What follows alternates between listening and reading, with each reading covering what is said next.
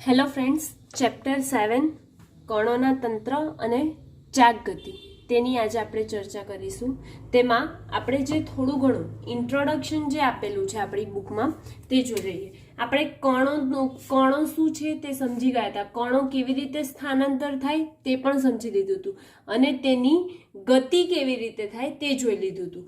પણ અહીંયા શું જોવાનું છે, કણોનું તંત્ર એટલે કે એક કણ વિશે ચર્ચા કરી ચૂક્યા છે, પણ એક કરતાં વધારે કણો હોય તો કણોનું તંત્ર અને ચાક ગતિ એટલે કે ચાક ગતિ એટલે કેવી ગતિ કહેવાશે, જે પેલો ચાકડો હોય એમાં જે ગતિ થાય છે એ પ્રમાણેની ગતિ એટલે ચાક ગતિ એટલે કે રોટેશનલ મોશન કહેવાય. ઓકે, તો આપણે એની પ્રસ્તાવના જોઈએ એટલે કે ઇન્ટ્રોડક્શન શું કે, તો ઇન્ટ્રોડક્શનમાં તો સૌથી પહેલા એવું જ આવશે કે આપણે એક કણની ગતિનો જે અભ્યાસ કર્યો છે એમાં કણનું દળ બિંદુ ગણી તેને, જે એક કણનો અભ્યાસ કર્યો એમાં કણનું દળ ગણીને એટલે કે તેનું દળ બિંદુ ગણી તેને કોઈ પરિમાણ નથી તેમ લીધેલ છે.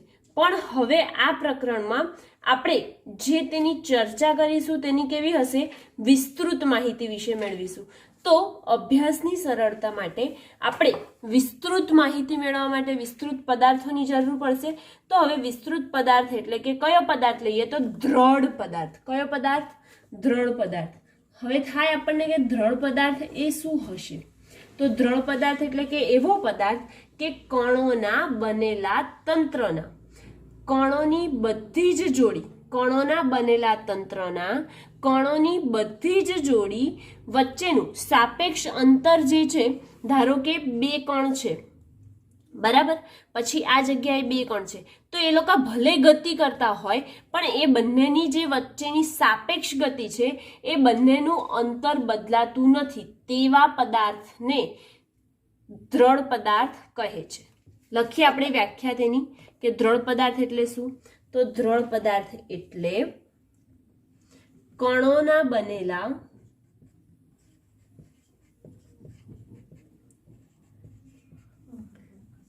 પદાર્થના કણોની બધી જ જોડી વચ્ચેનું સાપેક્ષ અંતર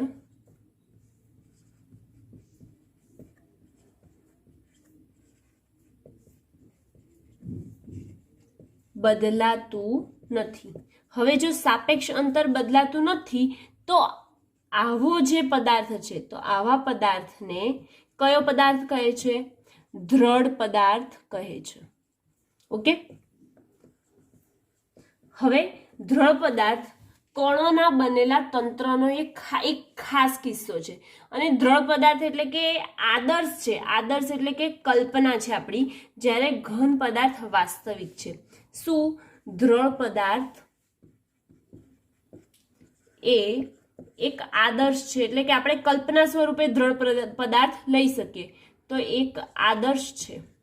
જ્યારે ઘન પદાર્થ આપણે લઈએ છીએ તે વાસ્તવિક છે, ઘન પદાર્થ વાસ્તવિક હોય છે, બરાબર. હવે જો આદર્શ રીતે દ્રઢ પદાર્થ ચોક્કસ અને અપરિવર્તિત આકાર ધરાવતો, હવે દ્રઢ પદાર્થ અને ઘન પદાર્થ એ બંનેમાં તફાવત શું, તો આદર્શ પદાર્થ એટલે કે જે આદર્શ રીતે આપણે જોવા જોઈએ તો દ્રઢ પદાર્થ ચોક્કસ અને અપરિવર્તિત આકાર ધરાવતો પદાર્થ છે અને તેનું વિરૂપણ થઈ શકે નહીં. જ્યારે ઘન પદાર્થ છે તેનું વિરૂપણ થઈ શકે છે, પણ ઘણી બધી પરિસ્થિતિમાં તેનું વિરૂપણ જે થાય છે તેને અવગણવામાં આવે છે. તો દ્રઢ પદાર્થ જે છે એ કેવો છે, ચોક્કસ અને અપરિવર્તિત આકાર ધરાવે છે, તેનું વિરૂપણ થઈ શકતું નથી. આનું વિરૂપણ થઈ શકે છે અને પરિવર્તિત આકાર ધરાવે છે, બરાબર. તો આનું વિરૂપણ થઈ શકે છે, પણ અમુક એવા કિસ્સા હોઈ શકે કે તેનું વિરૂપણ થતું હોય, એ કિસ્સો એને શું કરી દેવામાં આવે છે, અવગણવામાં આવે છે. અમુક કિસ્સામાં જે તેનું વિરૂપણ થાય છે તે અવગણવામાં આવે છે. ઓકે, હવે જો જે આપણે ગતિની દ્રઢ પદાર્થોની ગતિનું વર્ણન અહીંયા જોઈ લીધું. હવે દ્રઢ પદાર્થને કયા પ્રકારની ગતિ હોઈ શકે? દ્રઢ પદાર્થની ગતિ પણ તો હશે, તો એ કેવા પ્રકારની હોઈ શકે, કઈ કઈ તેની ગતિ છે? તો હું બોલું છું તો દ્રઢ પદાર્થની 3 પ્રકારની ગતિ હોય. કઈ કઈ ગતિ? શુદ્ધ સ્થાનાંતરણ ગતિ, શુદ્ધ ચાક ગતિ અને રોલિંગ ગતિ. કઈ કઈ? શુદ્ધ સ્થાનાંતરણ ગતિ, શુદ્ધ ચાક ગતિ અને રોલિંગ ગતિ. આ આપણે હવે પછી જોઈશું. દ્રઢ પદાર્થની ગતિ કયા પ્રકારની હોય છે? તો એમાં શું કીધું મેં? 3 પ્રકાર હોય. કયા 3 પ્રકાર? 3 પ્રકારની હોય છે. કયા કયા 3 પ્રકાર હું બોલી ગઈ. પહેલું તો સ્થાનાંતરિત ગતિ. બીજી કઈ ગતિ લઈશું આપણે? તો બીજી શુદ્ધ ચાક ગતિ, શુદ્ધ ચાક ગતિ. અને ત્રીજી રોલિંગ ગતિ. ઓકે, આ ત્રણેયની આપણે હવે વાત કરીએ. તો સૌથી પહેલા કઈ છે? સ્થાનાંતરિત ગતિ છે ને, તો આપણે સૌથી પહેલી જે ગતિ છે તેની વાત કરીએ. સ્થાનાંતરિત ગતિ. હવે આ જે સ્થાનાંતરિત ગતિ છે એમાં આપણને નામ પરથી જ ખબર પડે છે કે જે પદાર્થ છે આપણો, તે પદાર્થ શું કરતો હશે? ગતિ કરતો હશે. કેવી રીતે? તેનું એક જગ્યાએથી બીજી જગ્યાએ સ્થાનાંતર થતું હશે, પણ એ કોઈ સમતલમાં થતું હશે. સ્થાનાંતરિત સાદી વાત કરીએ. જ્યારે ચાક ગતિ છે તો તે તેને અક્ષને અનુલક્ષીને થતું હશે, અને રોલિંગ ગતિ એટલે કે કોઈ ગોળાકાર પદાર્થ હશે ને એ રોલ પામતો, એટલે કે ઢાળમાં ઢોળાવમાં રોલિંગ ગતિ કરતો હશે. બરાબર? તો આપણે સ્થાનાંતરિત ગતિ જોવાની છે. તો આ પ્રકારની ગતિમાં સમયની આપેલ ક્ષણે પદાર્થના દરેક કણનો વેગમાન સમાન હોય છે. મેઇન પોઈન્ટ શું કે આ પ્રકારની ગતિમાં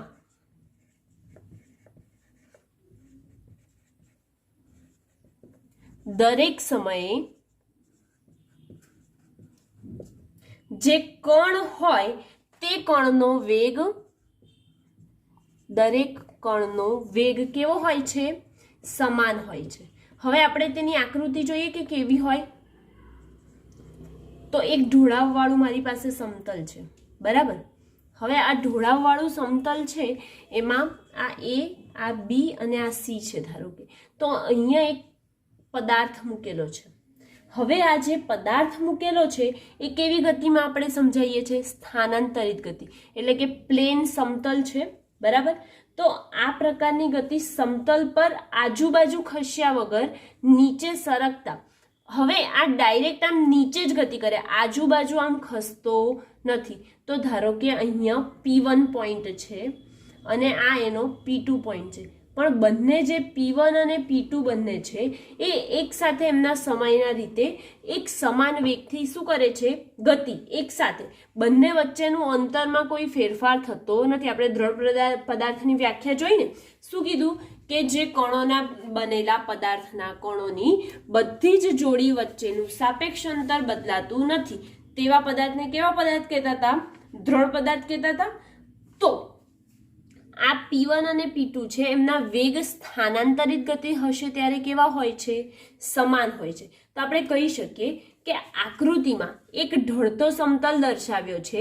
તે ઢળતા સમતલ પર આજુબાજુ ખસ્યા વગર નીચે સરકતા, એટલે કે નીચે તરફ સરકતી દિશામાં દ્રઢ પદાર્થ ગતિ કરે છે તેવું દર્શાવેલું છે. બરાબર? હવે આ સમતલ પરની ગતિ દરમિયાન પદાર્થના બધા કણો જે કરે છે, બધા કણો કેવી ગતિ કરે છે?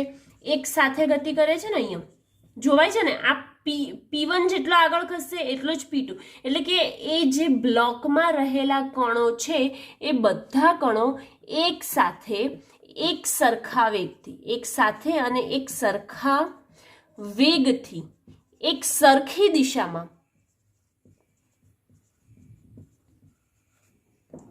દિશામાં સ્થાનાંતરિત થાય છે અથવા તો આગળ વધે છે. સ્થાનાંતરિત થાય છે. આવી ગતિને કઈ ગતિ કહી શકાય? આપણે સ્થાનાંતરિત ગતિ કહેવાય.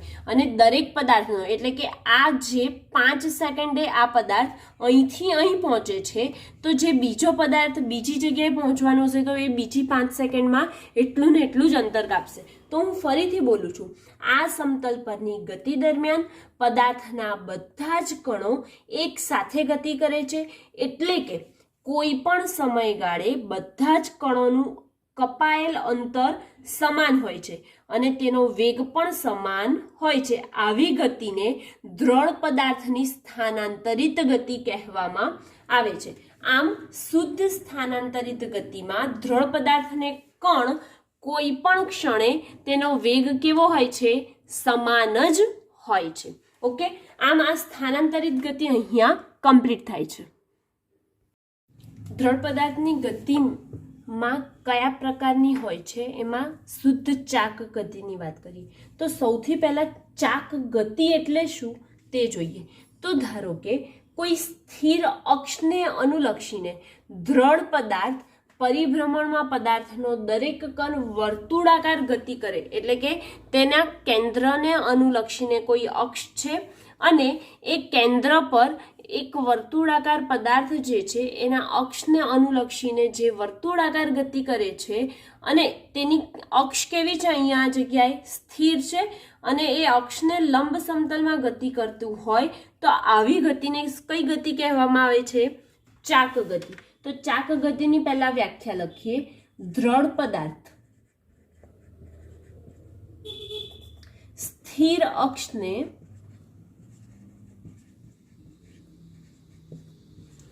અનુલક્ષીને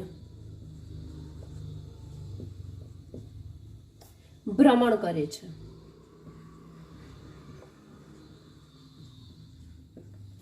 પદાર્થનો દરેક કણ વર્તુળમય ગતિ કરે છે. તો દરેક કણ વર્તુળ ગતિ કરે છે. જે વર્તુળની અક્ષને શું હોય છે? લંબ હોય છે ને, જોવાય છે. તો એ વર્તુળની અક્ષને લંબ સમતલમાં હોય છે. તે વર્તુળના અક્ષને લંબ સમતલમાં હોય છે અને વર્તુળના કેન્દ્ર અક્ષ પર હોય છે. અક્ષ પર વર્તુળના કેન્દ્ર અને વર્તુળના કેન્દ્ર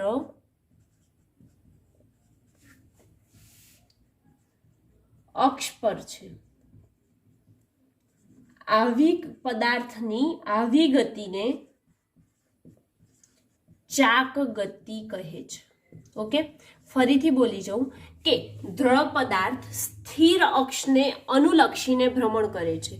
દરેક કણ વર્તુળાકાર ગતિ કરે છે અને તે વર્તુળની અક્ષને લંબ સમતલમાં હોય છે અને વર્તુળના કેન્દ્ર પર અક્ષ હોય છે. આવા પ્રકારની ગતિને પદાર્થની ચાક ગતિ કહેવામાં આવે છે. હવે મારી પાસે આ સ્થિર અક્ષને અનુલક્ષીને દ્રઢ પદાર્થ છે, જેમાં આ દ્રઢ પદાર્થની અંદર વર્તુળાકાર ગતિ થાય છે. એટલે કે વર્તુળમય પરિભ્રમણ કરે છે અને એ શું છે? લંબ સમતલને છે અનુલક્ષીને અને તેના કેન્દ્રો અક્ષ પર આવેલા છે. તો આ વાળી જે ગતિ છે એ ચાક ગતિ છે. હવે હું તમને પૂછું કે ચાક ગતિનું મારે જો કોઈ ઉદાહરણ લેવું હોય અને આમાં એક્સ, વાય અને ઝેડ અક્ષ છે, તો ઝેડ અક્ષ છે એ વર્તુળના સમતલને લંબ છે અને એ જ એના ઉપર શું આવેલા છે? વર્તુળના કેન્દ્રો આવેલા છે. અને એવા કેન્દ્રો P1, P2, P3, P4 કોઈ પણ ઘણા બધા પણ હોઈ શકે. અહીંયા મેં 2 પોઈન્ટ દર્શાવ્યા છે જે વર્તુળમય ગતિ કરે છે. એનામાં એની કેન્દ્રથી લઈને ત્રિજ્યા પર જે પોઈન્ટ છે કયો છે? P1 અને P2 છે. અને વાય અને એક્સ ડાયરેક્શન પણ બતાવી છે. તો સ્થિર અક્ષને R1 અંતરે દ્રઢ પદાર્થનો કણ P1 છે અને તેનું કેન્દ્ર C1 છે. તેવી જ રીતે એક દ્રઢ પદાર્થ છે, તે દ્રઢ પદાર્થમાં વર્તુળમય પરિભ્રમણ કરતું હોય ત્યારે તેનું R2 અંતરે એક બિંદુ P2 છે અને તેનું કેન્દ્ર C2 બનાવે છે. અને આ બધી જે ગતિ છે આમાં કેવી જોવાય છે? ચાક ગતિ પ્રકારની જોવાય છે, બરાબર. હવે આના જો મારે કોઈક બીજા ઉદાહરણ લેવા હોય તો તમે આપી શકો. કયું ઉદાહરણ? તો સીલિંગ ફેન. આપણે જે ઘરે ઉપર છત પર લગાયેલા છે એ પંખા આ રીતે જ ગતિ કરે ને, કેમ કે જો પંખા જે છે એ આ રીતે સ્થિર હોય છે, બરાબર. અને એ જે આ રીતે સ્થિર હોય છે ને એમાં જે એના પાંખિયા છે એ કેવી ગતિ કરે છે? વર્તુળમય ગતિ કરે છે. એના ઉપર 1, 2 અને 3 ત્રણેય પાંખિયાના 3 પોઈન્ટ છે અને તેમનું કેન્દ્ર કેવું છે? એક જ અક્ષને અનુલક્ષીને બનાવેલું છે. તો એનું ઉદાહરણ આપણે શું લઈ શકીએ? Ceiling fan. ત્યારબાદ જે કુંભાર બનાવે છે તો કુંભાર જે માટલું કે જે પણ બનાવે છે ગલ્લો, તો એનામાં જે વર્તુળમય ગતિ કરે છે કોઈ પણ એક અક્ષને અનુલક્ષીને જે આમ ઘાટનો હોય છે એને આપણે શું કહીએ છીએ? ચાકડો. તો કહીએ કે કુંભારનો ચાકડો. પછી ચકડોળ વગેરે શું છે? ચાક ગતિના ઉદાહરણ છે, બરાબર. તેવી જ રીતે જો ચલિત અક્ષને, એટલે કે આપણી જે અક્ષ છે એ કેવી હોય? ચલિત હોય. તો ચલિત અક્ષને ગતિ કરતા હોય એવી ગતિ પણ શું કહેવાય? ચાક ગતિ કહેવાશે. તો એના માટે ઉદાહરણ લઈએ તો જેવી રીતે ભમરડો છે તે. તો ભમરડામાં શું થાય? ભમરડામાં એની અક્ષ જે છે એ વારે ઘડીએ ચેન્જ થાય ને, એટલે કે આપણે ભલે એને સીધો ઘુમાવ્યો હોય, બરાબર, આ રીતે એને ભલે સીધો ઘુમાવ્યો હોય, પછી થોડી વાર પછી એની અક્ષ શું થાય છે? ચેન્જ થતી જાય છે. એટલે કે અમુક વાર તે નીચે પડવાને આરે હોય, એટલે કે જ્યારે એની ગતિ ધીરી ધીરી થાય ત્યારે નીચે પડે ત્યારે એની ગતિ આમ થઈને આમ થઈ જાય છે, બરાબર. તો એની ગતિ કોને અનુલક્ષીને કહેવાય? અક્ષને અનુલક્ષીને કહેવાય. તો હું તમને એના વિશે કહું તો જમીન પર ફરતો ભમરડો એક સ્થાનેથી બીજા સ્થાને સ્થાનાંતરિત થતો નથી. એની ધરી શું હોય છે? ફિક્સ હોય છે. ભમરડો છે તે ચલિત ચાક ગતિ કરે છે. એનો મતલબ શું? કે તેના અનુલક્ષીને ચલિત અક્ષને અનુલક્ષીને ચાક ગતિ. તો એની અક્ષ થોડી વારે શું થાય છે? બદલાય છે, બરાબર ને. જમીન પર ફરતો ભમરડો એક સ્થાનેથી બીજા સ્થાને સ્થાનાંતરિત થતો નથી. આવા ભમરડાની અક્ષ અને જમીન સાથે તેમનું સંપર્ક બિંદુ જે છે અને તેના ઉપરથી જે શિરોલંબ અક્ષ બનાવવામાં આવે છે તે બંને શું છે? સેમ છે. અને તે તેની ગતિ વર્તુળમય ચાલુ રાખે છે. જ્યારે તેની ગતિ ધીરી પડે ત્યારે તે અક્ષ બદલીને આમ નીચે પડે છે, એટલે કે અક્ષ કેવું હોય છે? ચલિત હોય છે. આવા પ્રકારની ગતિ પણ કેવી કહેવાય? ચાક ગતિ કહેવામાં આવે છે. અને તેને ધૂર્ણન પણ કહે છે. શું કહે છે? ધૂર્ણન કહે છે. પડી ચલિત અક્ષને અનુલક્ષીને ચાક ગતિ, બરાબર. તો એવી જ રીતે ચલિત અક્ષને અનુલક્ષીને ચાક ગતિ જોવા જઈએ તો આપણો જે ટેબલ ફેન છે એનું પણ ઉદાહરણ આપણે લઈ શકીએ છીએ. ટેબલ ફેનમાં પણ શું હોય છે કે એની જે આડી અક્ષ છે એ કેવી હોય છે? સ્થિર હોય છે. પરંતુ તેના પાંખિયા આ રીતે આમ ભ્રમણ કરે છે ને, તો એના માટે પણ લઈ શકીએ કે દોલન કરતા ટેબલ ફેનમાં ભ્રમણાંક સમક્ષિતિજ સમતલમાં દોલિત ગતિ કરે છે. આ જે ઉર્ધ્વ અક્ષને અનુલક્ષીને, એટલે કે આ અક્ષ એની સ્થિર હોય છે અને આ જે છે આ વાળી અક્ષ પણ સ્થિર હોય છે, પરંતુ તેની ગતિ કેવી રીતે હોય છે? આ અક્ષને અનુલક્ષીને વર્તુળમય ગતિ કરે છે, બરાબર. એના પાંખિયા ફરે છે. તો આ પ્રકારની ગતિને પણ આપણે શું કહી શકીએ છીએ? તેની ચાક ગતિ સ્વરૂપે લઈ શકીએ છીએ. ચાક ગતિ એ એક સ્થિર અક્ષને અનુલક્ષીને થતી ગતિ છે. ઇન શોર્ટ કહીએ તો ચાક ગતિ જે છે શું છે? એની જે અક્ષ છે એને અનુલક્ષીને થતી ગતિ છે. તેમાં પદાર્થની જે સ્થાન છે ચેન્જ થતું નથી, એટલે કે આપણો જે પદાર્થ છે એ સ્થાનાંતરિત થતો નથી. શું? પદાર્થ સ્થાનાંતરિત થતો નથી. ઓકે. અહીં ભમરડામાં બી જોયું તો આપણો જે ભમરડો છે એ સ્થિર રહે છે અને આ જે પંખો છે એમાં પાંખિયા ફરે છે, બરાબર. અને જો એની મુવમેન્ટ આમ જોઈએ તો જો એને ફેરવેલો હોય તો એ શું કરે છે? મુવમેન્ટ કરે છે આડી તેડી, પણ એની અક્ષ કેવી હોય છે? સ્થિર હોય છે કે નહીં? હા, સ્થિર હોય છે. આમ આપણે ચાક ગતિનું જોઈ લીધું. દ્રઢ પદાર્થની જે ગતિ થાય છે તેમાં ત્રીજી ગતિ કઈ ગતિ છે? રોલિંગ ગતિ. તો આ બંનેની જે ગતિ છે, કઈ? સ્થાનાંતરિત ગતિ અને ચાક ગતિ, આ બંનેનું મિશ્રણ એટલે રોલિંગ ગતિ. બરાબર. જો શોર્ટમાં સમજવું હોય તો શું કે આ બંને ગતિનું મિશ્રણ એટલે રોલિંગ ગતિ. હવે આપણી પાસે કોઈ ઢાળવાળો સમતલ છે. બરાબર. હવે આ ઢાળવાળા સમતલમાં રોલિંગ ગતિ એટલે કે કોઈ વર્તુળાકાર વસ્તુ હશે આપણી જોડે. એ જે વર્તુળાકાર વસ્તુ છે એ આ ઢાળ પર ગતિ કરે છે, પરંતુ આપણી પાસે તેમાં અમુક પોઈન્ટ છે. પોઈન્ટ એટલે કે અમુક કણ છે. એક કણ ધારો કે આ P4 છે, ધારો કે અહીંયા આ P2 છે, ધારો કે P1 છે, અહીંયા બિંદુ પર એની અક્ષ પર P3 છે. બરાબર. આ રીતે P1 P2 P3 એવા બહુ બધા એ છે પોઈન્ટ એટલે કે કણ છે, અને એમની વચ્ચે જે ઢાળ છે એની વચ્ચે બનતો ખૂણો થીટા છે. હવે આ પ્રકારની ગતિ જે છે એ સ્થાનાંતરિત ગતિ અને શુદ્ધ ચાક ગતિનું સંયોજન છે. આપણે આકૃતિમાં જોઈએ છે કેવો સમતલ છે? ઢળતો સમતલ છે. તો ઢળતા સમતલ પર એક નળાકાર વસ્તુને નીચે ગબડતી મૂકવામાં આવે તો એ ગતિ દરમિયાન શુદ્ધ સ્થાનાંતરણ ગતિ થતી નથી. સ્થાનાંતરિત ગતિ શુદ્ધ થાય છે? ના, એમાં સ્થાનાંતરિત ગતિ શુદ્ધ થતી નથી. કેમ કે જે આમાં કણ આપેલા છે, જે બિંદુઓ આપેલા છે, એમની ગતિ, એમનો વેગ જે છે એ શું સમાન હોતો નથી. અને નળાકારની જે ઢાળની ટોચ પરથી તળિયે સ્થાનાંતરિત થાય તેને સ્થાનાંતરિત ગતિ કહેવાય છે. હવે આ P3 છે તો આ ફરતો ફરતો પાછો આમ આવશે તો એનું શું થયું કહેવાય? સ્થાનાંતર થયું તેવું કહેવાય. અને ટોચ પરથી તળિયે આવતા ગબડતા નળાકાર પરના બિંદુઓ કયા કયા છે? P1 P2 P3 અને P4 છે.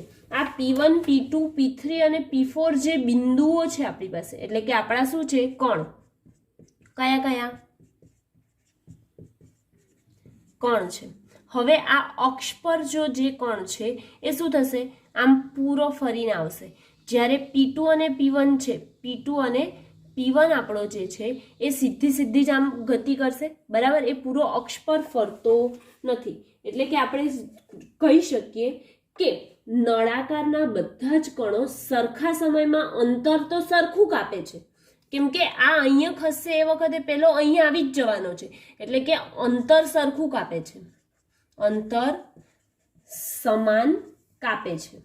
પરંતુ તે જ ક્ષણે તેમનો વેગ સમાન હોતો નથી. સ્થાનાંતરિત ગતિમાં શું હતું કે તેમની ગતિ એક સરખી સમાન અંતર કાપતું હતું, તેનો વેગ પણ સમાન હતો અને તેની દિશા પણ એક જ જતી હતી.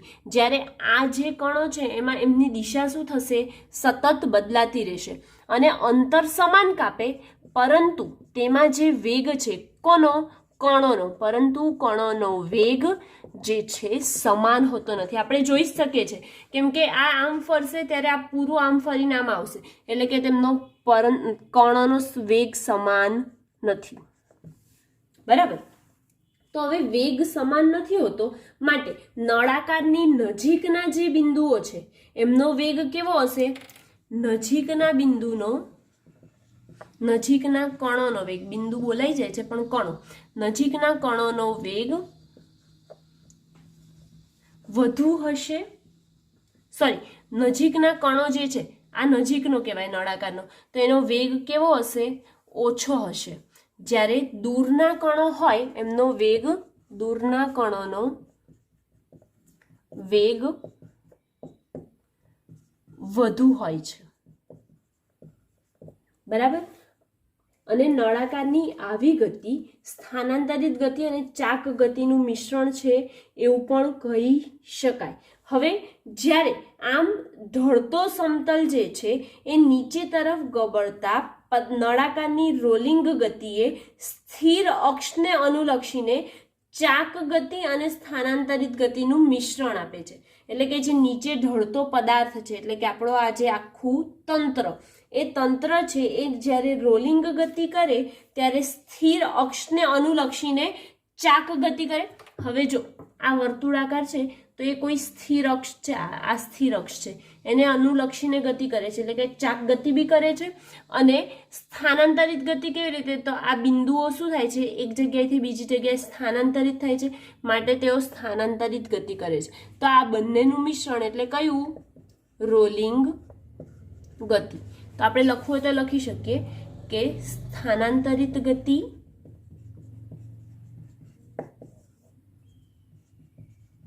અને ચાક ગતિ ના સંયોજનને કઈ ગતિ કહે છે, રોલિંગ ગતિ કહે છે. ઓકે, તો હવે રોલિંગ ગતિ પણ અહીં શું થઈ, કમ્પ્લીટ થાય છે.